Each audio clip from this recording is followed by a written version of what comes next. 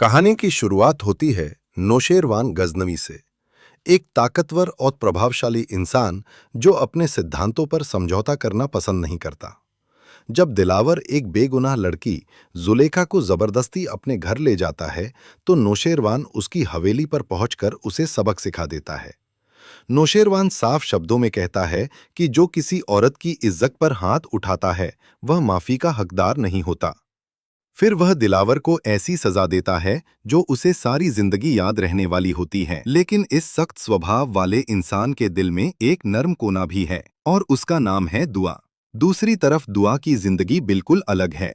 एक गरीब और बेहद सख्त सोच रखने वाले घर में पैदा हुई दुआ हर रोज बंदिशों का सामना करती है। उसके पिता अकरम शाह के नजदीक लड़कियों की आज़ादी सबसे बड़ा अपराध है। एक रेडियो खरीदने पर उसकी विश्वविद्यालय की पढ़ाई बंद करने की धमकी दी जाती है। हर बात पर उसकी मां को ताने सुनने पड़ते हैं कि वह बेटा पैदा नहीं कर सकी।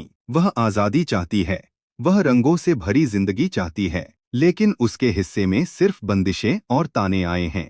विश्वविद्यालय ही एक ऐसी जगह है जहां दुआ कुछ देर के लिए अपनी परेशानियां भूल जाती है। यही उसकी सहेली रिदा उसे अपने भाई की शादी में चलने का निमंत्रण देती है। शुरुआत में दुआ डरती है, घर वालों से, अपने पिता से, लेकिन फिर वह मान जाती है। शादी में पहली बार दुआ खुद को एक सामान्य लड़की की तरह महसूस करती है।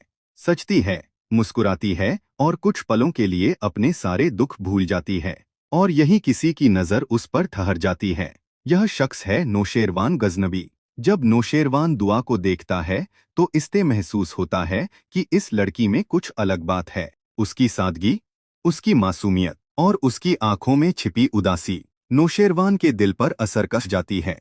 वह तुरंत जाफर से कहता है कि पहले वह इस लड़की को समझना चाहता है, फिर उसके बारे में जानकारी हासिल करेगा। यहीं से कहानी एक नए मोड़ पर आ जाती है।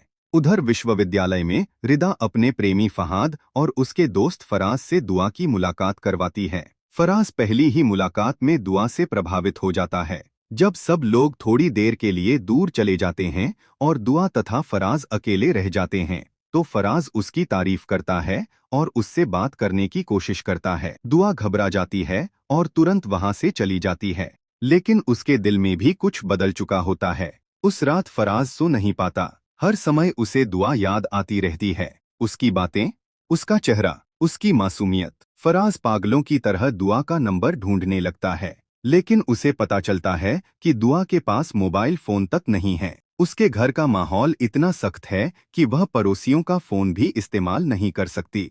लेकिन प्रेम दीवानगी का दूसरा नाम है और फराज भी दीवाना हो चुका था। रिदा से पता लेकर फराज सीधे दुआ के घर पहुंच जाता है, मगर किस्मत को कुछ और मंजूर होता है। दुआ दरवाजा खोलकर उससे बात ही कर रही होती है कि उसका पिता अकरम शाह वहां आ जाता है। फराज और उसका दोस्त तुरंत वहां से भाग निकलते हैं, लेकिन घर के अंदर तूफान आ चुका होता है। अकरम शाह गुस्से से आग बबूला हो जाता है। वह दुआ पर आरोप लगाता है कि वह अजनबी लड़कों से बात कर रही थी। मोहल्ले की इज्जत, खानदान की प्रतिष्ठा और परंपराओं का बोझ फिर से दुआ के कंधों पर डाल दिया जाता है। अकरम शाह उसे धमकी देता है कि अगर दोबारा किसी अजनबी लड़के को उसके दरवाजे के आसपास देखा तो वह उस लड़के की जान ले लेगा और दुआ की टांगे तोड़ देगा। अब कहानी के तीन महत्वपूर्ण किरदार एक दूसरे की तरफ बढ़ रहे हैं। एक तरफ दुआ है जो आज़ादी के सपने देख रही है, दूसरी तरफ फराज है जो उसकी मोहब्बत में डूबता जा रहा है,